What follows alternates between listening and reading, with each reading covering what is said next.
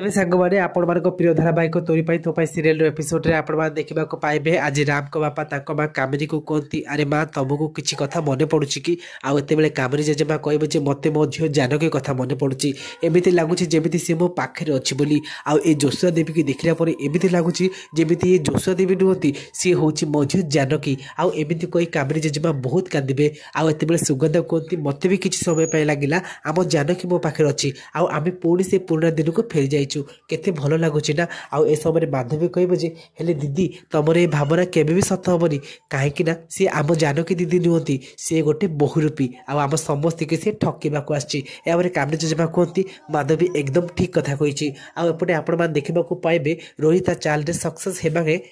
विफल होती कारण चिक्की राम को एवं फ्रेंड बनई नहीं। तो फ्रेंड्स आपको कौन लगुच कौन राम एवं चिक्की पाखे रे ना पुणी थे कामिनी जेजेमा रोहित चालाकी कर राम को चिक्की पाखु छड़े देवे।